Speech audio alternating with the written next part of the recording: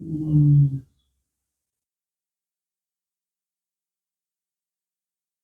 mm,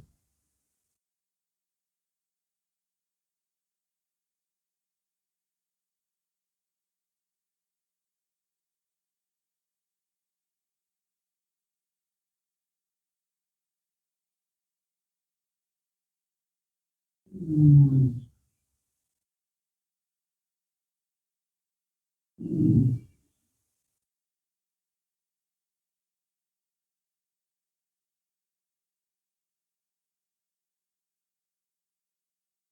mm,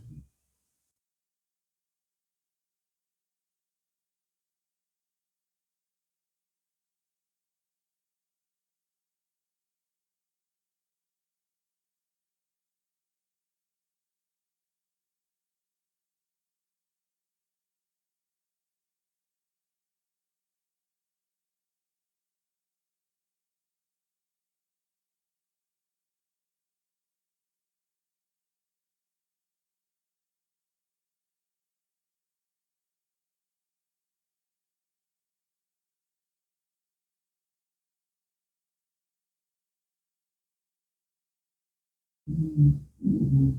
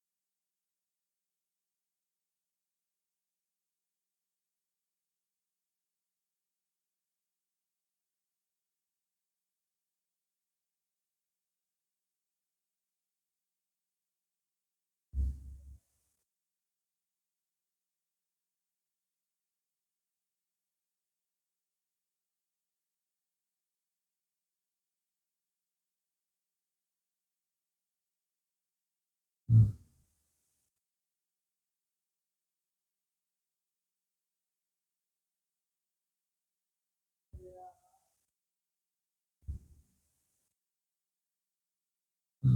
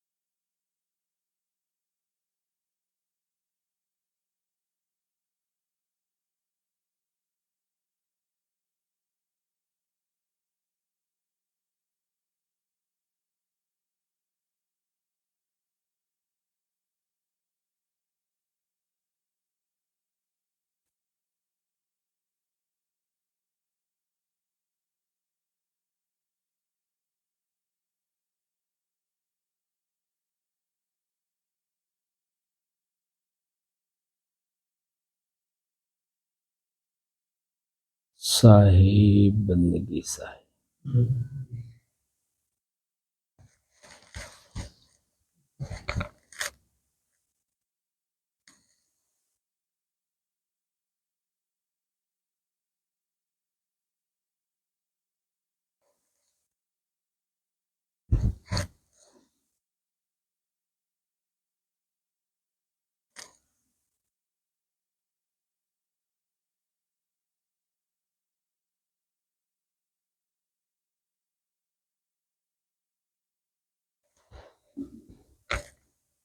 कै बजे आप आए हैं? 6-10 बजे।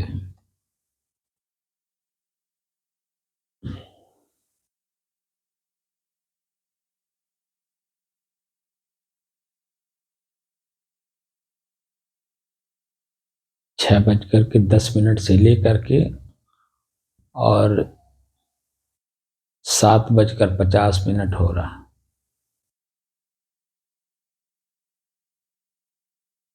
मतलब 1 घंटा 40 मिनट। 1 घंटे 40 मिनट से आप बैठे हैं। आपके चित्त पर किसी प्रकार का कोई स्मरण ख्याल आया? याद ना, कुछ ख्याल नहीं आया। कुछ शांत बैठे हैं। बोर्ड पर बाहर में जो लिखा हूं,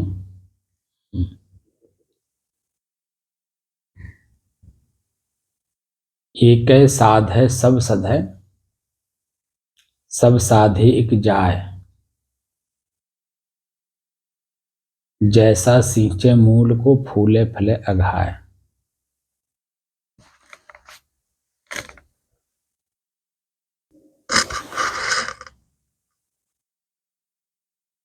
तो सफेद पे लाइन बनी है।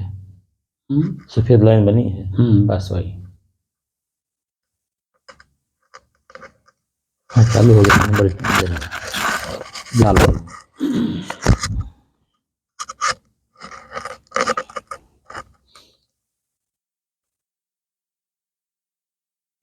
लाल दिखाई दे रहा है ऊपर ऊपर लाल नंबर बन गया है, पर चल भी रहा, सेकंड चल रहा है। चलिए।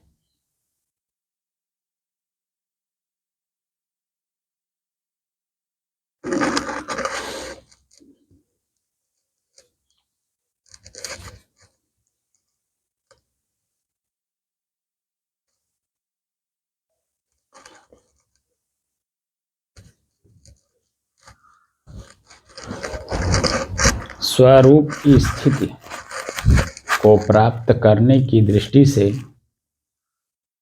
अपने ही चंचल मन को एकाग्र, स्थिर एवं शांत करके अपनी स्थिरता का अनुभव करने की दृष्टि से साधना करते करते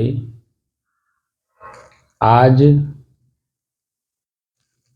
781 दिन हो गए।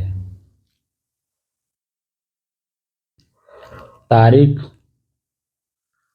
27 दिसंबर सन 2023, दिन बुधवार, प्रातःकाल का समय।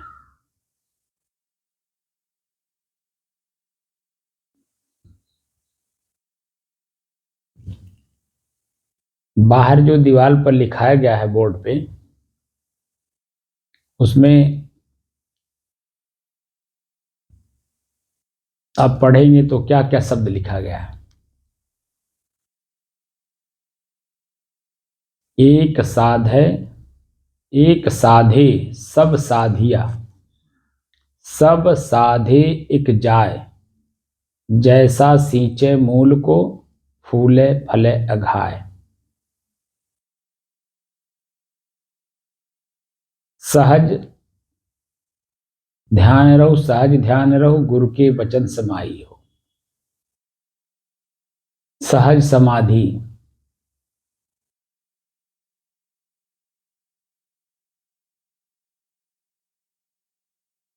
योगश्चित्त वृत्त निरोध है, ध्यानम निर्विषयम मन है।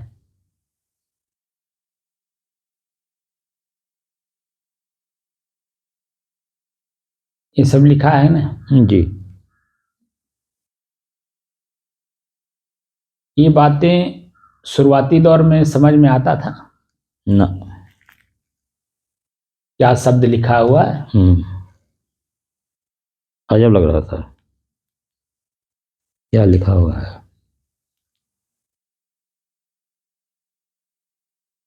अब देखिए, एक साधे सब साधिया, आप अपने श्वास को साधे, मन उसी पे केंद्रित हो गया। जी। केंद्रित मतलब एकाग्र हो गया जी। और वही एकाग्रता स्थिरता में बदल गई और वही स्थिरता अपने आप में शांत हो, शांति का अनुभव करा रहा है। तीनों एक साथ अपने आप जुड़ गए। जी।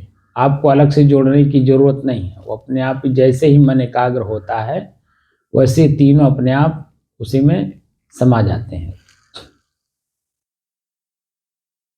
सहज सहज समाना। अब देखिए 781 दिन में, अब देखिए सहज रूप से जैसे ही बैठते हैं, श्वास को देखते हैं, सहज अपने आप में चले जाते हैं। सहज सहज समाना, सहज भाव में ही सहज में समा जाते हैं। मन में किसी प्रकार का कोई उद्विग्नता रहती है, चाहे शुभ के रूप में चाहे अशुभ के रूप में। जी।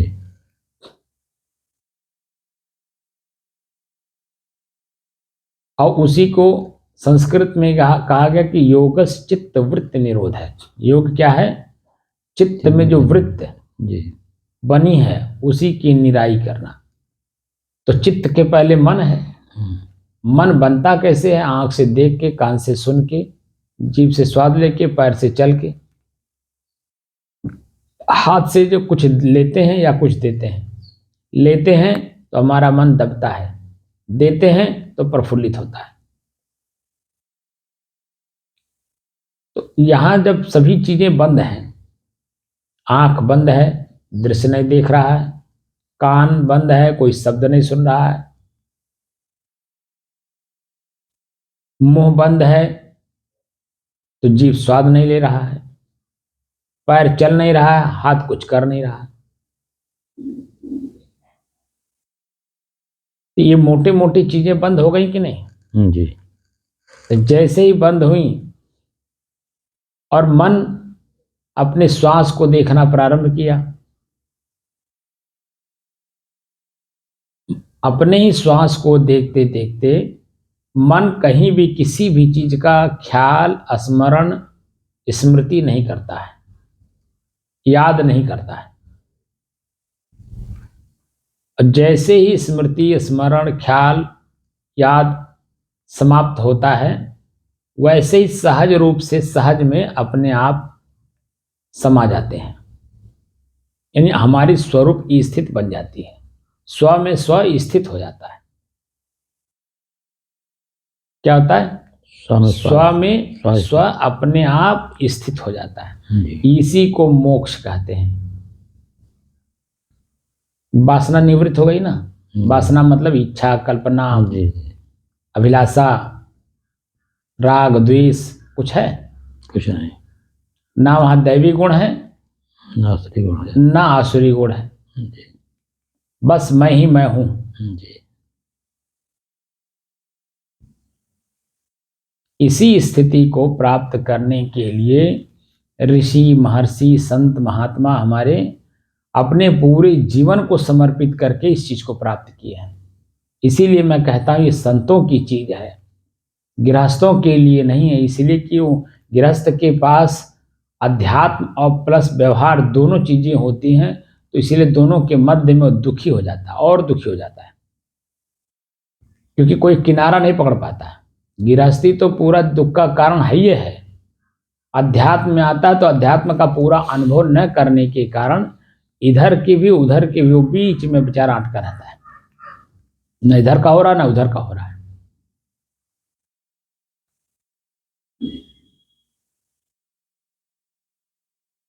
इसीलिए ये जो संत महात्मा हैं उनका अपना स्वयं का दायित्व तो बनता है हमारी अपनी स्वरूप की स्थिति बने, स्व में स्व का स्थापन,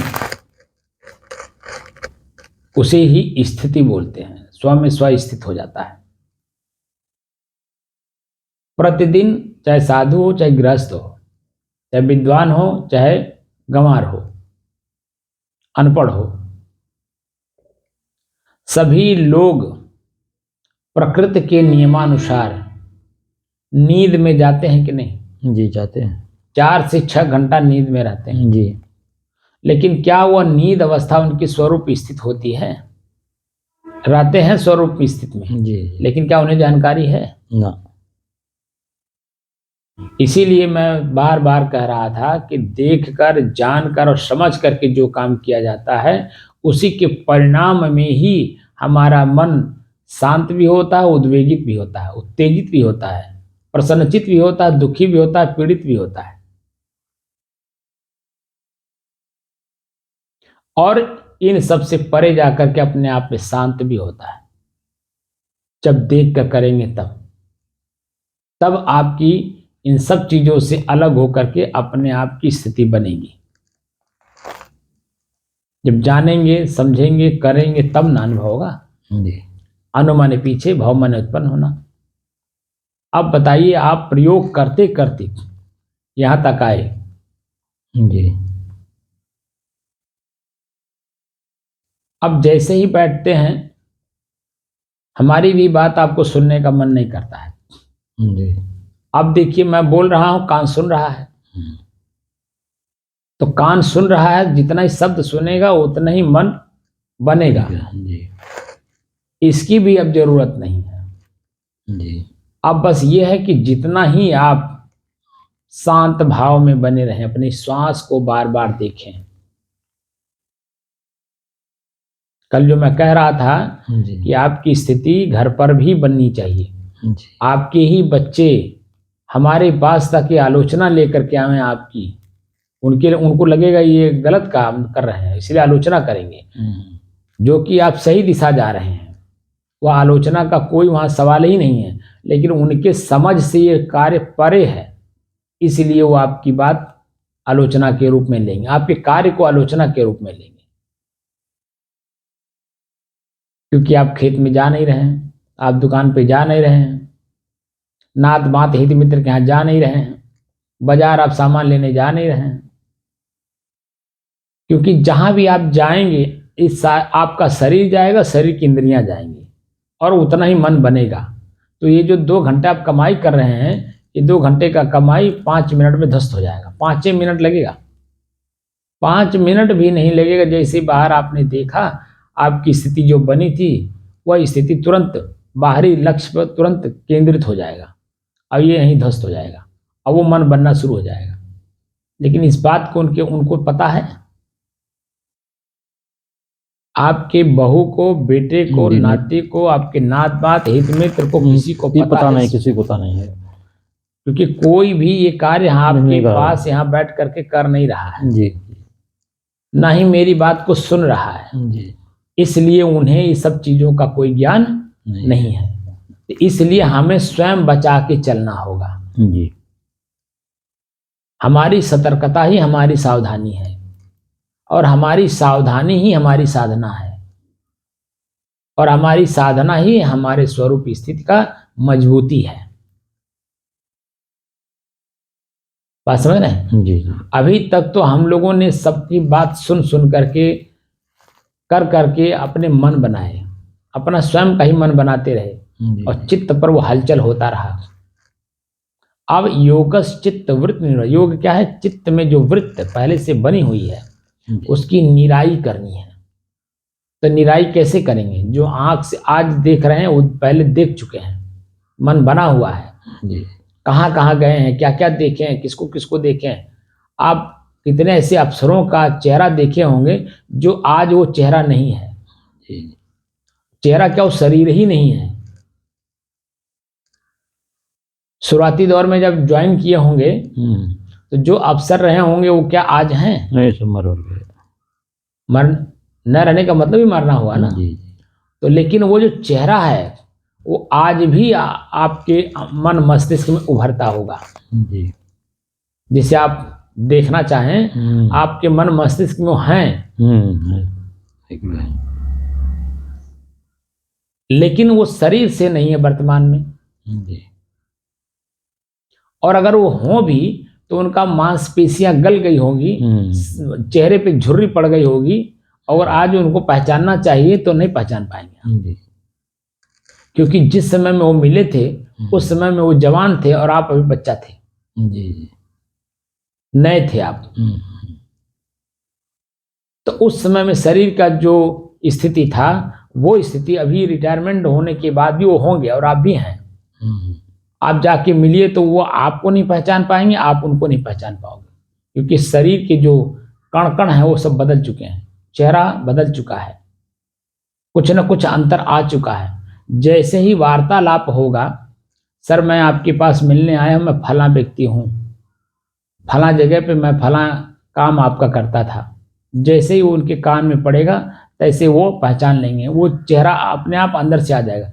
आंख भले नहीं पहचानेगी, लेकिन चित्त वो तुरंत बात को लाके आपके उनके सामने खड़ा कर देगा।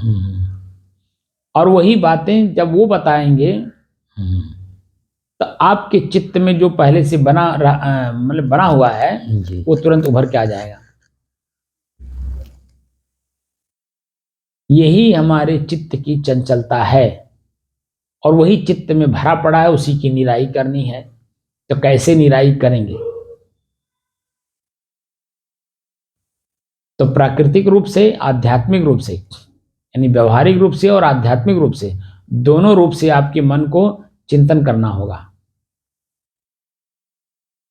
व्यवहारिक रूप से, भाई मैं उनका असिस्टेंट था, उनके अधीन था, वो हमारे मालिक थे, वो सरकार के मालिक थे, हम उनके, वो हमारे मालिक थे, उनके मालिक सरकार था। वह एक समय था, उनके अधीन सरकार हमें नौकरी करने का मौका दिया, हमने नौकरी किया। उनका जो स्वभाव था वो अच्छा था खराब था वो तो वर्तमान था। वह भी सरकार की नौकरी करते थे, हम भी सरकार की नौकरी करते थे। सरकार जो उनको आदेश देता था वो करते थे, जो वो आदेश करते थे वो मैं करता था। लेकिन वो समय था बस। इस तरह से जब देखेंगे तब उनको भुला पाएंगे। समझ रहे हैं? जी। उनकी कुछ एकाध बुराइयां अभी आपको अपने दिमाग में रखना होगा कि इस वजह से बड़े खराब थे ये। तो जैसे उनकी बुराई आपके मन मस्तिष्क में आएगा तो उनकी अच्छाई अपने आप दब जाएगी। बार बार जो स्मृति अच्छे के रूप में वो उनका हो रहा था वो नहीं होगा। एकाध कमियां, क्योंकि सब में कुछ ना कुछ कमियां रहती हैं। चित्त में जो वृत्त पहले से बनी हुई अच्छे बुरे का, उसको जो है निराई करने का तरीका बता रहा हूं। अगर अच्छे किसी, जैसे पत्नी ही है, अब नहीं है, उनकी अच्छाई याद कर करके मन दुखी होता होगा कभी कभी, लेकिन वही अच्छाई में जब उनकी बुराई आप देख लेंगे तो उनकी स्मृति होगी ही नहीं, क्योंकि वो है ही नहीं है। और जब है नहीं, अस्थायी रूप से नहीं है, लेकिन आपके मन मस्तिष्क में अस्थायी रूप से हैं, और उनकी बुराई जब मन को दिखाना शुरू कर देंगे तो वो भी अस्थायी रूप से आपके मन मस्तिष्क से निकल जाएंगे। यही स्थिति सबकी है। और किसी की बुराई अगर याद कर करके अगर वो दुखी हो रहा हो हमारा मन, तो उसमें कोई अच्छाई भी देखना शुरू कर दीजिए। एक ही अच्छाई उनकी होगी और उसी अच्छाई को बार बार देखिए, बार बार देखिए, तो जो बुराई के कारण मन खिन्न हो रहा था, दुखी हो रहा था, पीड़ित हो रहा था, वह सामान्य हो जाएगा। लेकिन अंत में दोनों को त्याग करना, तब आपकी अपनी स्थिति बनेगी। ध्यानम निर्विषयम मन। ध्यान क्या है? लोग खाली आंख मूंद करके बैठ जाते हैं, ज्योति बिंदु देखते हैं, मन का निर्विषय हो जाना, ये ध्यान थोड़ी है। स्पष्ट रूप से शब्द का विश्लेषण वाक्य कर रहा, ध्यानम निर्विषयम मन है। 5 इंद्रियां, 5 इंद्रियों के 5 विषय, ये सब समाप्त हो जाए तब आपका ध्यान। अब अभी देखकर, जानकर और समझ करके इसको निकालना है, देख देख करके निकालना। जैसे आप खेत की निराई करते हो तो हाथ में खुरपी रहता है, दाहिने हाथ में खुरपी, बाएं हाथ में खर, और आंख से देख करके खर को सिर्फ काटते हैं आप जी। तब तो आपका मन संतुष्ट होता है कि मैं धान नहीं काटा बल्कि खर काटा हूं। और जब पूरा खर आपके खेत से निकल जाता है, 1-1 घंटे का जो निराई, 1-1 दिन की निराई जो आप करते हैं, जब पूरा खेत साफ हो जाता है, तब मन देखिए कितना प्रफुल्लित, प्रसन्नचित, आनंदित और शांत होता है। दूरगामी कोई सोच रखता है कि खर है तो फसल पैदा नहीं होने देगा, क्योंकि पूरी मिट्टी का ताकत खर ले लेगा, धान दब जाएगा। क्योंकि धान ओरिजिनल चीज है तो बहुत धीरे धीरे चलता है, और खर बहुत तेजी के साथ बढ़ता है। ये सब चीजों को देखे ना, धान छोटा ही रह जाएगा, खर बड़ा हो जाएगा। और अगर आप खर को छोड़ देंगे तो धान वहीं का वहीं सूख भी जाएगा, क्योंकि ताकत मिट्टी का पाएगा नहीं, और अगर पाएगा भी तो वो छोटा पौधा रह जाएगा, और जो फसल, जो उसका दाना है, क्या बोलते हैं उसको, जो पौधे में से निकल करके दाना निकलता है, उसको बाली देखिए आपका छोटा रह जाएगा। बाली के अंदर पौधा होता है, दाना होता है ना, वही बाली में जो जब बाली छोटा रह जाएगा तो दाना उसमें कहाँ होगा। और अभी जो दाना भी होगा तो देखिए मरा मरा होगा, वो भी छोटा होगा, और वो भी चिपटा चिपटा पड़ा रहेगा, खाली उसे उसमें पहिया भरकर रहेगा और कुछ रहता नहीं। और ये प्रत्येक लोग देखते हैं, प्रत्येक फसल में देखते हैं। जैसे गेहूं है, उसमें भी ऐसे होता है।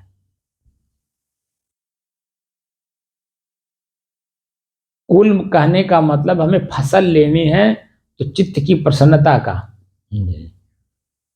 ये फसल है। लेकिन फसल भी, ये जो प्रसन्नता है, ये भी दुख का कारण है, क्योंकि वो मन की प्रसन्नता में उद्विग्न रहेगा, हमारा चित्त उद्विग्न रहेगा मन की प्रसन्नता में, क्योंकि मैं किया, ये उनके मन में, मन के अंदर में भाव आ जाता मैं किया, जो कि मैं नहीं करता हूं बल्कि प्रकृति में स्वतः हो रहा होता है। लेकिन इतनी सूक्ष्मता हमें पता नहीं है, तो हम सोचते हैं हम कर रहे हैं, इसीलिए चित्त जो है स्थिर और शांत नहीं हो पाता है, चंचल बना रहता है। तो उसकी भी निराई करनी है, स्व में स्थित होने के लिए उसकी भी निराई कर देनी है कि मैं कुछ नहीं कर रहा हूं, जो कुछ हो रहा है सब प्रकृति में हो रहा है, तो मन अपने आप और शांत हो जाएगा। आप समझ रहे हैं जी। ये सूक्ष्म से सूक्ष्मतर, स्थूल से सूक्ष्म, सूक्ष्म सूक्ष्मोत्तर, और सूक्ष्मोत्तर से सूक्ष्मोत्तम की ओर जाने का मैं मार्ग बता रहा हूं।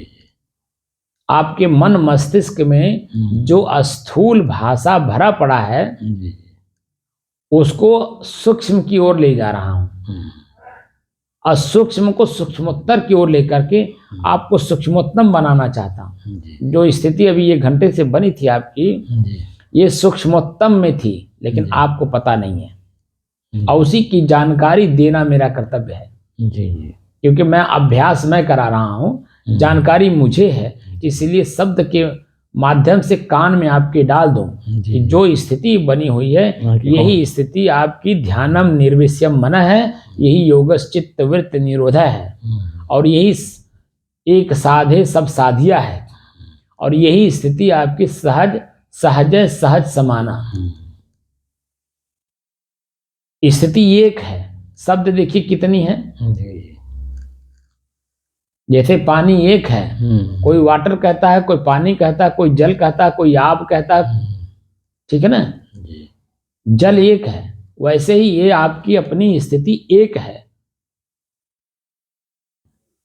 समझ रहे हैं। जी जी लेकिन समय समय से भाषा लोगों ने बदला है, उस भाषा को हम लोग समझ नहीं पाते, इसलिए उसी के पीछे दौड़ते रहते हैं। जी अगर अपनी स्थिति, इसीलिए पहले कहा जाता है कि अपने खेत को पहले जान लो।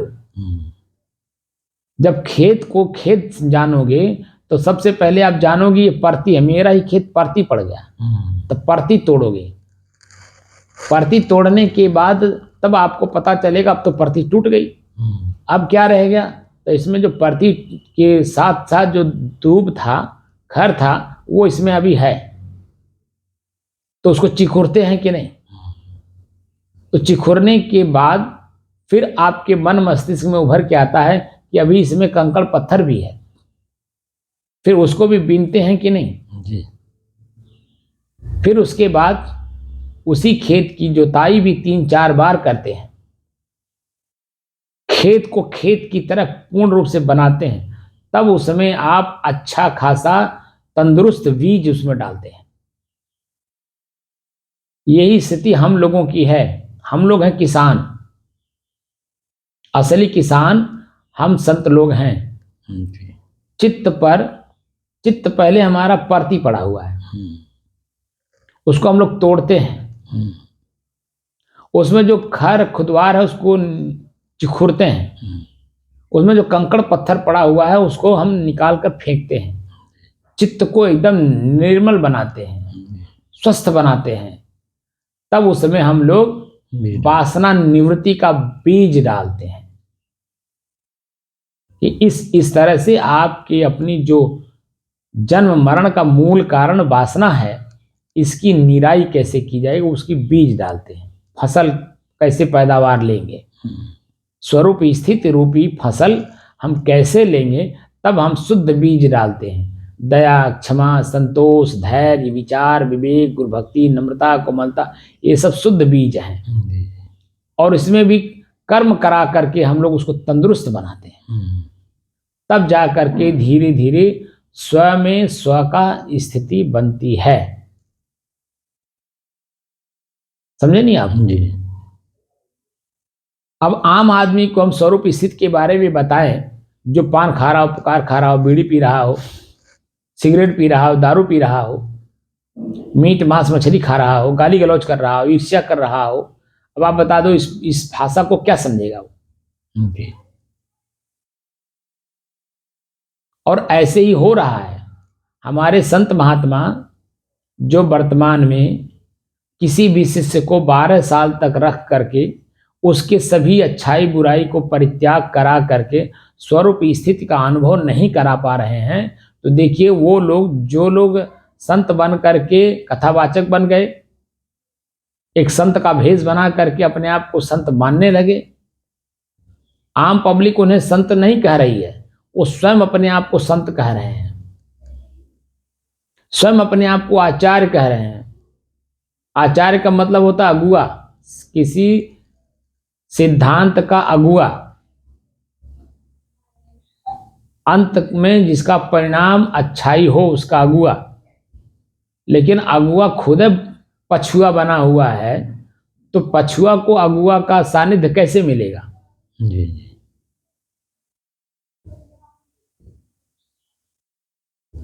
इसलिए अगुआ को चाहिए कि वो स्वच्छ पहले अपने आप में रहे। कोई भी काम करे, अगर उसमें 2-1 लोगों का सानिध्य मिला है तो वहाँ अपने अहम में न आवे कि मैं किया, उनको श्रेय दीजिए कि भैया आप लोगों की वजह से ये काम हुआ, मेरे वजह से नहीं हुआ। आप लोग, मैं भले सोचा, भले मैं कर रहा था, लेकिन आप लोगों का सहयोग ना मिलता तो ये काम जल्दी से सिद्ध नहीं होता। इस तरह की भाषा जब आप बोलेंगे तब जाकर के आप आचार्य के कहने योग्य होंगे, क्योंकि वही लोग कहेंगे आचार्य। आपके अपने आचार्य लिखने और अपने कहने से आप आचार्य नहीं बन गए। वो जो आपके पीछे जो लोग हैं वो जब आपको अपना अगुआ माने तब आप अगुआ हो। आचार्य मतलब अगुआ होता है, और अगुआ का विचार एकदम स्वच्छ हो, पछुआ उसके साथ जो चलने वाले लोग हैं वह भी एकदम निर्मल हो, उनकी भी स्थिति निर्मल हो, तब वो आचार्य हैं। आजकल आचार्य पद की पढ़ाई होती है, आचार्य पढ़ाई करके लोग अपने नाम के आगे आचार्य लिखते हैं। क्या वो आचार्य हैं? अपनी ही इच्छाओं से भर गया। और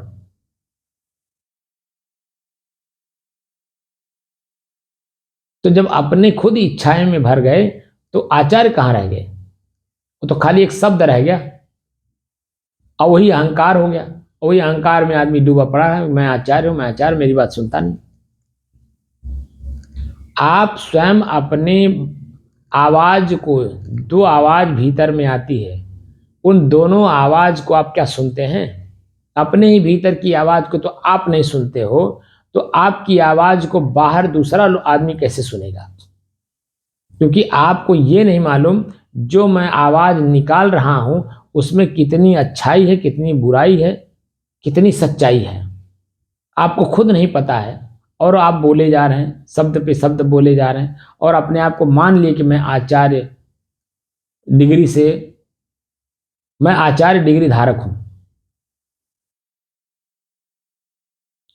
खाली दिमाग में है, चरित्र में, मन मस्तिष्क में नहीं है। और जिसके मन मस्तिष्क में होता है वो लिखता नहीं है, वो खाली लिखता है। क्या लिखता है? कबीर दास।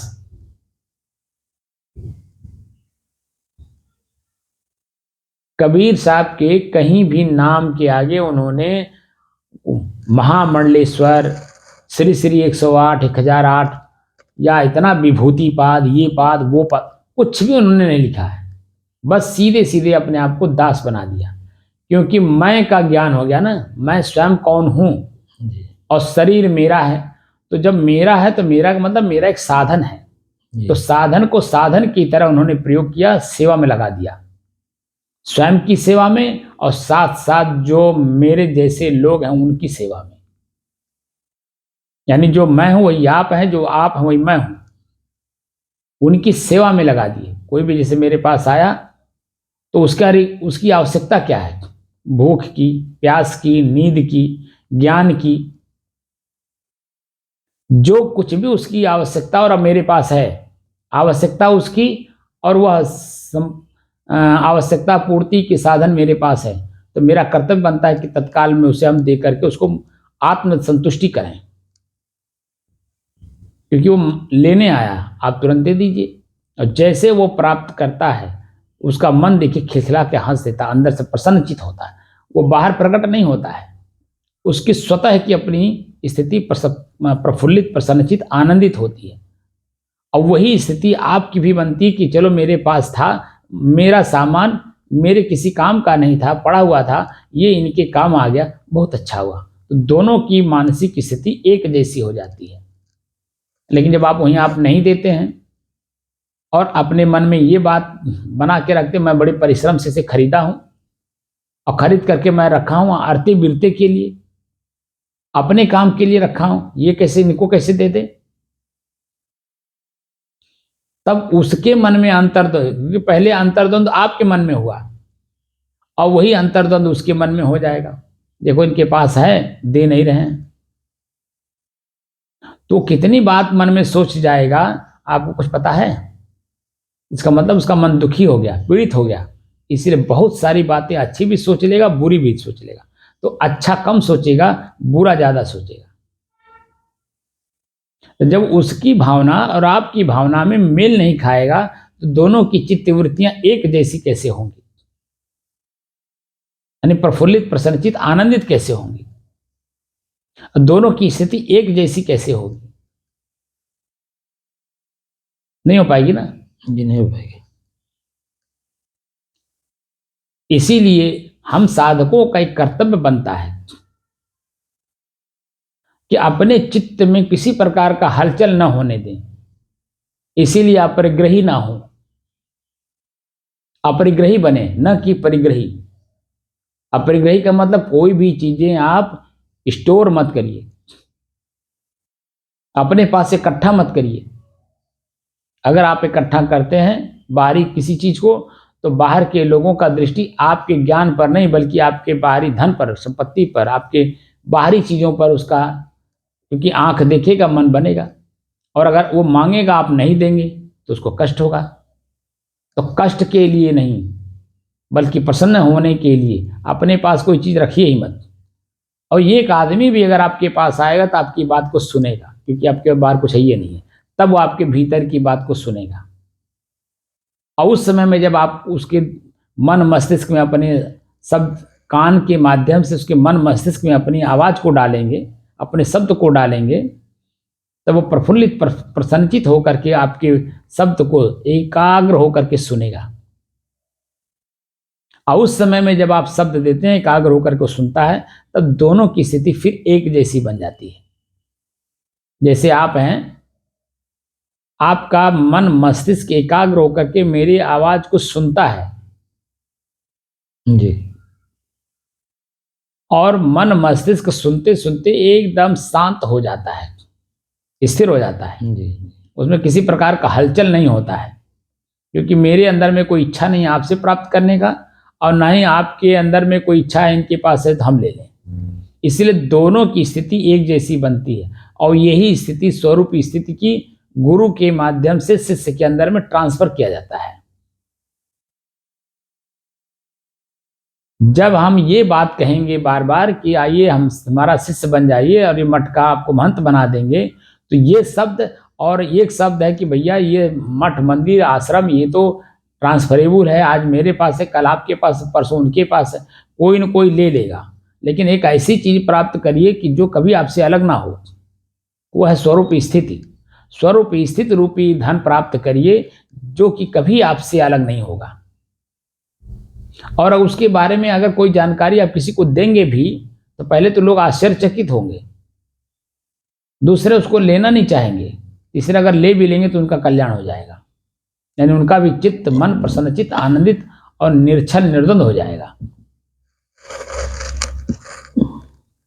और अगर बाहरी धन इकट्ठा करते हैं तो आपका चित्त खुद उसी में अटका रहेगा, तो दूसरे का चित्त भी उसी में जाके अटक जाएगा, और अंत में जब शरीर छोड़ने का वक्त आएगा तो आपके ही मन में गृहस्थों जैसा भाव आएगा कि मैं इतना कठिन समय गुजार करके इसको इकट्ठा किया हूँ, कौन आदमी है जो पात्र है उसको हम दें। यही सोचते सोचते आपका शरीर छूट जाता है और कोई पात्र मिलता नहीं है, और जो आता है जो आप इकट्ठा किए रहते हैं उसी को ध्वस्त कर देता है, खा पी के सब बराबर कर देता है, क्योंकि उसका आपके लक्ष्य को जान ही नहीं पाया कि किस लक्ष्य से आपने इस संपत्ति को बनाया है, किसके लिए बनाया है और क्यों बनाया है। बस वो तो खाली आपकी बाहरी चीज को देखा, बाहरी उसकी वृत्ति पहले से बनी ही है, इच्छाएं उसके अंदर में है ही है, बस उसी संपत्ति का वो सदुपयोग दुरुपयोग क्या करता है तो सब वर्तमान बताता है। कार खरीद लेगा, एसी लगा लेगा, यानी विलासिता पे पैर रख दिया, तो उस संपत्ति का विनाश करेगा कि नहीं करेगा। इसलिए बाहरी हमारे संत महात्मा ऋषि मुनि इतने गंवार नहीं थे, गंवार तो हम हैं कि हमारी वृत्ति वहां पहुंचती नहीं है। उन लोगों ने अभ्यास कर करके देख देख करके वो वाक्य को लिखा है, जान करके लिखा है, समझ करके लिखा है, लेकिन हमारी वृत्ति वहां पहुंचती नहीं है, हमारा मन वहां तक पहुंचता नहीं है। इसीलिए वो चीजें शब्द सिर्फ पढ़ते हैं, रटते हैं, दूसरे को सुनाते हैं, लेकिन हमारे जीवन में उसका क्या महत्व है हमें खुद नहीं पता चलता है, क्योंकि गुरु के वाक्य को हमने कभी सुना नहीं। शरीर सिर्फ गुरु के पास था, मन गुरु के पास नहीं है। इसीलिए मैं विशाल देव की कई बार कहा ना, आपको वाक्य बताया कि विशाल देव इतने शरीर रहते रहते वो जीवन मुक्त पुरुष कहे गए। हमारे कबीर पंथ में विशाल देव ही एक ऐसे संत हैं, और भी कई संत हैं जो बुरहानपुर के हैं। वो जीवन शरीर में रहते रहते ही जीवन मुक्त थे, क्योंकि वैसे ही कार्य उन्होंने किया। उन्होंने लिखा है, वैराग्यवान के संग बिन होए नहीं वैराग। माने किसी के संग बिना उनका असर आपके ऊपर नहीं पड़ेगा। लेकिन आगे ये भी कहते हैं, वैराग्यवान के संग बिन होए नहीं वैराग। आगे कहते हैं कि संगत हूं का फल ना मिले बिन साचे मन लाग। बिना सच्चे मन से स्थिर हुए, एकाग्र हुए, शांत मन से उनकी बात को सुनकर तो ऐसा अनुभव किए बिना उसका असर आपके जीवन में नहीं आ सकता है। बिन साचे मन लाग, संगत हूं का फल ना मिले बिन साचे मन लाग। बिना मन से सच्चे उस चीज को ग्रहण किए वह चीजें आपके मन मस्तिष्क में स्थिर नहीं हो सकती, क्योंकि शरीर है, आंख है, हाथ पैर है, कुछ ना कुछ चलता रहेगा। आंख देखेगा, कान सुनेगा, तो उसमें परिवर्तन देख लेगा। परिवर्तन देख लेगा तो वो परिवर्तन में ही परिवर्तन मान करके अपने आप को परिवर्तित कर लेगा। यानी जो चाहना थी वो खत्म कर लेगा, और फिर जो पहले वाले संस्कार हैं वो हावी हो जाएंगे। ऐसे बहुतों को देखा जाता है कि संत के पास जाते हैं, संत जब उनको परखना शुरू करते हैं, उनके अंदर की कमियों को निकालने के लिए शब्द बोलना शुरू करते हैं, तैसे ही जन्म वो व्यक्ति पहले वाला संस्कार उसके अंदर की जागृत हो जाती है और कहता है, हई आपन ले ले कंठी माला और हम चलते ही घरे।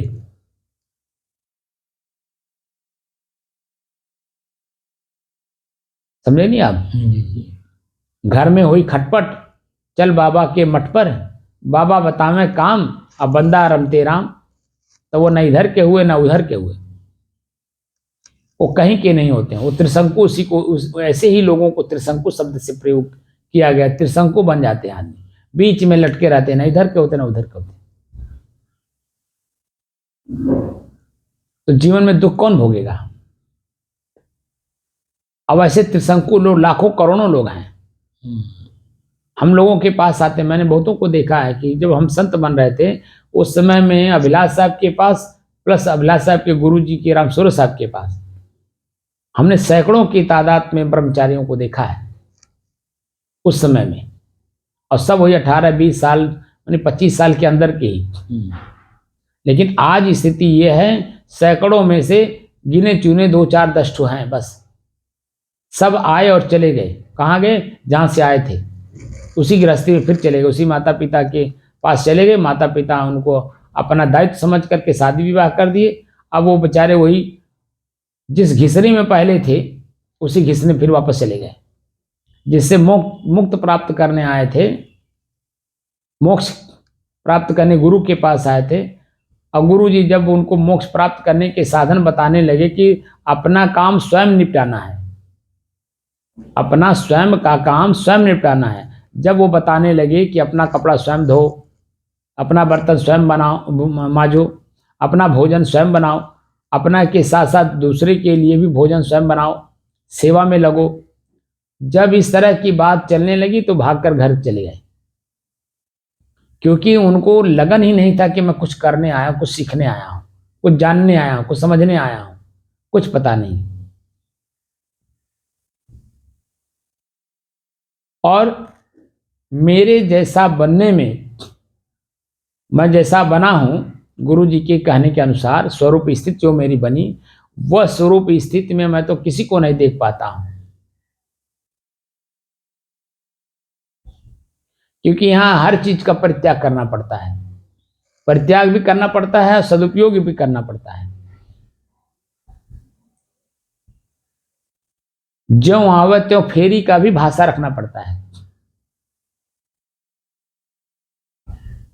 परसों 2 अफसर आए, देखने में लग रहे थे अफसर टाइप के, जिसमें एक मास्टर थे, गन्ना विकास समिति जो वहाँ मुंडेरवा में है, वहाँ इंटर कॉलेज के मास्टर, और एक यहाँ प्रदूषण नियंत्रण बोर्ड में बाबू हैं के अफसर हैं। उन्होंने अपना परिचय तो बस इतना दिया कि मैं प्रदूषण नियंत्रण बोर्ड में हूँ बस्ती में। इतने से परिचय दिया उन्होंने। वो लोग आए और मुझे 100 रुपया जो चढ़ा करके चले गए। खाली एक गुड़ खाए वो लोग, पानी भी नहीं पिए, और चलते चलते 100 रुपये हमें चढ़ा के गए। मैं अब उसको ले करके स्टोर कर लेता तो मेरा मन वृत्ति उसी में लगा रहता। मैं तुरंत ही जो है वो 1 किलो मूंगफली, आधा किलो मूंगफली प्लस 2 किलो वो सिंगाड़ा ला करके मैं बांट के किनारे कर दिया, खिला के सबको। अब मेरी स्थिति ऐसी बनती है, मैं अपने पास पैसा स्टोर नहीं करता हूं, क्योंकि मेरी चित्तवृत्तियां उसमें बार बार ना जाएं कि मेरे पास इतना पैसा है, तो मैं भजन कैसे करूंगा जब बार बार चित्तवृत्ति उसी पे जाएगी। इतना पैसा है तो कहाँ रखें, किसको दें, कि कहाँ ऐसे जगह लगाएं कि इसका दूना हो। दिन रात ऐसे हमारे कई संत महात्मा भी हैं कि जो दिन रात जो है वो दूना तिगुना करने में लगे हुए हैं, और जब चित्तवृत्ति उसी में आपकी लगी हुई है तो स्वरूप की स्थिति बनेगी कैसे। हमारी बात समझने कि नहीं आप? जी जी ये बातें मैं साधकों के लिए कह रहा हूं, जी जी इसको कोई आलोचना के रूप में न ले। जी क्योंकि स्वरूप की स्थिति में अगर आपको जाना है, जो हमारे अध्यात्म का अंतिम लक्ष्य है, जी तो आपको ये काम करना पड़ेगा। वो हमारे ऋषि महर्षि संत महात्मा हमारे सदग्रंथों में लिखे भरे पड़े हैं, और जब हम उस लेवल पे जाएंगे तो अपने आप बात को समझ में आ जाता है। हमें समझाना नहीं पड़ता, समझ में आ जाता है। कोई लाख हमें कोई समझाए, और जब तक हमारी स्थिति वैसी बनती नहीं है तब तक क्या वो बातें समझ में आती हैं? बोलिए, नहीं आती है। जब हम उस लेवल पे पहुंचते हैं तब तक इधर बहुत समय बीत जाता है उस समय को प्राप्त करने में। इसलिए जो स्थिति बनी है, योगस चित्तवृत्ति निरोधः ध्यानम निर्विषयम मनः, एक साधे सब सदे सब साधे एक जाए, और जैसा सींचे मूल को फूले फले घाय। अब देखिए, मूल को आप सींच रहे हैं तो फूल रहा, फल रहा, आघा रहा है कि नहीं? जी जी आघाने का मतलब निश्चिंत हो रहा है, तृप्त हो रहा है, संतोष मात्र नहीं हो रहा, तृप्त हो रहा है, क्योंकि सब स्थिति सामने दिखाई दे रहा है। जब आंख खोल करके देखेंगे सब कुछ दिखाई देगा, कहीं कुछ भी इपपट नहीं है, हमारी दृष्टि वहां पहुंचती नहीं है, इसलिए हम लोग कुछ का कुछ मानने लगते हैं। लेकिन जब दृष्टि पहुंचती है तो वही चीजें मानने के लिए हम बाध्य हो जाते हैं जो पहले से हमारे माता पिता, हमारे गुरुजन, हमारे संतजन, हमारे ऋषिजन बोल करके चले गए हैं। है नहीं अभी, लेकिन मानना पड़ता, अपने आप मजबूरी में मानना पड़ता है। जो माता पिता अपने बच्चे को पहले से ही सतर्क और सावधान करते हैं, बच्चा नहीं होता है, माता पिता के न रहने पे वो स्थिति स्वयं उसकी जब बनती है तो पश्चाताप में डूबता है कि पिताजी की बात पहले मान लिया होता तो आज ये दिन देखने को ना मिलता। ये मन में बात आती है कि नहीं? जी। और जो बच्चा मान लेता है, आज जब माता पिता नहीं रहते हैं तब ये भी उसके मन में उत्पन्न होता है कि अच्छा हुआ कि हमारे माता पिता देखो हमको एक अच्छा रास्ता दिखा गए, मैं अच्छे रास्ते से चल रहा हूं, एकदम सुखी और संपन्न हूं। संतुष्ट हूं नहीं, संपन्न हूं, ये बात जरूर कहता है, क्योंकि मैंने उनकी बात माना। ये भाषा आती है। तो इसीलिए गुरुजन, हमारे ऋषिजन, संतजन हम लोगों को बहुत बड़ी बड़ी बात दे गए हैं, लेकिन हम उस लेवल पे हैं नहीं, इसलिए उनकी हम आलोचना करते हैं। हम पहले अपने आप को उस लेवल पे कर लें, आलोचना का कहीं कोई जगह ही नहीं है।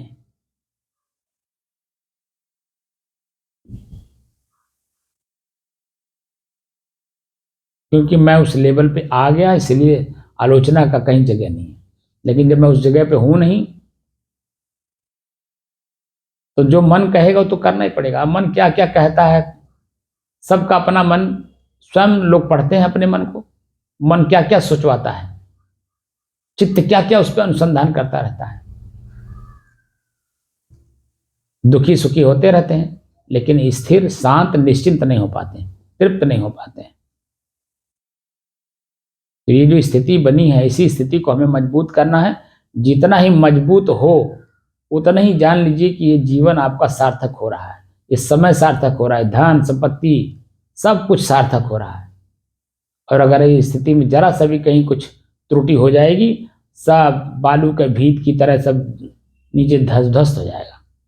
इसीलिए सदगुरु कबीर कहते हैं, सुरहुर पेड़ अगाध फल, पंछी मरिया झूर, और चढ़े तो चाखे प्रेम रस, गिरे तो चकनाचूर।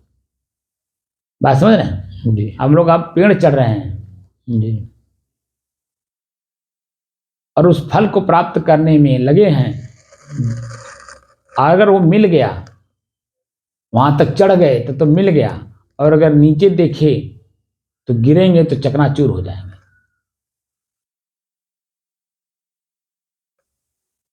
इसलिए जो स्थिति बनी है ये बड़ी मेहनत से बनी है। 781 दिन लगे हैं, 2-2 घंटे सुबह शाम के अभ्यास से। घर पर भी आप अभ्यास करते हैं। ये स्थिति बनी है बड़े मेहनत से बनी है। और इस मेहनत में जो आपने समय, ठंडी गर्मी, बरसात, मान अपमान सह करके जो कुछ ये सब लाए हैं, स्थिति बनी है आपकी, इस स्थिति को बरकरार रखिए अंतिम क्षण तक। ये आपका अपना परम दायित्व बनता है। ये मेरा आदेश और निर्देश दोनों है, क्योंकि इसके बना करके रखिए। और अगर मेरे आदेश निर्देश को अगर आप जरा सा भी कहीं अवहेलना किए तो नीचे जाते भी देरी नहीं लगेगा। बात समझ रहे हैं? जी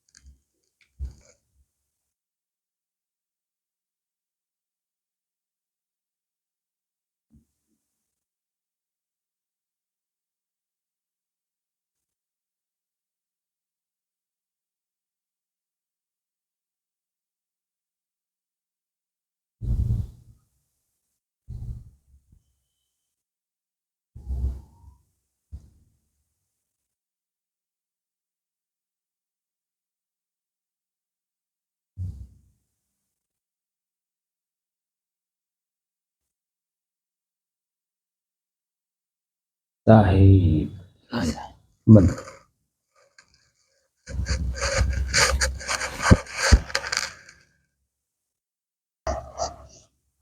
बात समझ में आई?